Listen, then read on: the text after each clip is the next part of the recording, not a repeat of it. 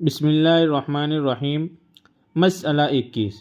کسی نے روزہ میں ناس لیا یا کان میں تیل ڈالا یا جلاب میں عمل لیا، یعنی ایسی دوائی لی جس سے دست آئے اور پینے کی دوا نہیں پی تب بھی روزہ جاتا رہا، لیکن صرف قضا واجب ہے اور کفارہ واجب نہیں، اور اگر کان میں پانی ڈالا تو روزہ نہیں گیا۔ مسئلہ 22۔ روزہ میں پیشاب کی جگہ کوئی دوا رکھنا یا تیل وغیرہ کوئی چیز ڈالنا درست نہیں۔ اگر کسی نے دوا رکھ لی تو روزہ جاتا رہا، قضا واجب ہے، کفارہ واجب نہیں۔ یعنی یہ حکم عورتوں کا ہے، اور مرد اپنے پیشاب کی جگہ سے سوراخ میں تیل وغیرہ ڈالے تو روزہ نہیں ٹوٹتا۔ مسئلہ 30۔ کسی ضرورت سے دائی نے پیشاب کی جگہ انگلی ڈالی۔ دائی یعنی بچہ جنانے والی عورت نے پیشاب کی جگہ انگلی ڈالی یا خود اس نے اپنی انگلی ڈالی، پھر ساری انگلی یا تھوڑی سی انگلی نکالنے کے بعد پھر کر دی تو روزہ جاتا رہا، لیکن کفارہ واجب نہیں، اور اگر نکالنے کے بعد پھر نہیں کی تو روزہ نہیں گیا۔ ہاں، اگر پہلے ہی سے پانی وغیرہ کسی چیز میں انگلی بھیگی ہوئی ہو تو اول ہی دفعہ کرنے سے روزہ جاتا رہے گا۔ مسئلہ 24۔ منہ سے خون نکلتا ہے، اس کو تھوک کے ساتھ نکل گئی تو روزہ ٹوٹ گیا، البتہ اگر خون تھوک سے کم ہو اور خون کا مزہ حلق میں معلوم نہ ہو تو روزہ نہیں ٹوٹا۔ مسئلہ 25۔ اگر زبان سے کوئی چیز چکھ کر تھوک دی تو روزہ نہیں ٹوٹا، لیکن بے ضرورت ایسا کرنا مکروہ ہے۔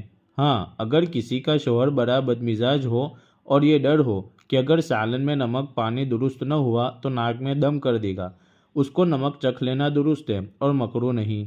مسئلہ 26۔ اپنے منہ سے چبا کر چھوٹے بچے کو کوئی چیز کھلانا مکروہ ہے، البتہ اگر اس کی ضرورت پڑے اور مجبوری ناچاری ہو جاوے تو مکروہ نہیں۔ مسئلہ 27۔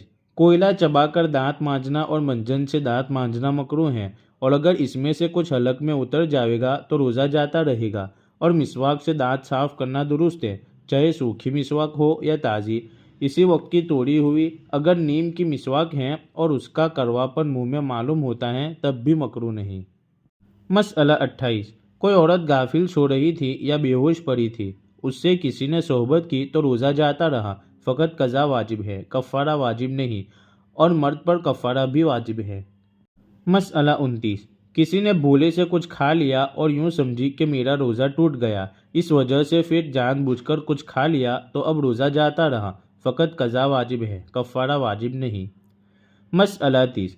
اگر کسی کو قے ہوئی اور وہ سمجھی کہ میرا روزہ ٹوٹ گیا، اس گمان پر پھر قصداً کھا لیا، یعنی جان بوجھ کر کھا لیا اور روزہ توڑ دیا تو بھی قضا واجب ہے، کفارہ واجب نہیں۔ مسئلہ 31۔ اگر سرما لگایا یا فسد لی، یعنی رگ سے خون لیا یا تیل ڈالا، پھر سمجھی کہ میرا روزہ ٹوٹ گیا اور پھر جان بوجھ کر کھا لیا تو قضا اور کفارہ دونوں واجب ہیں۔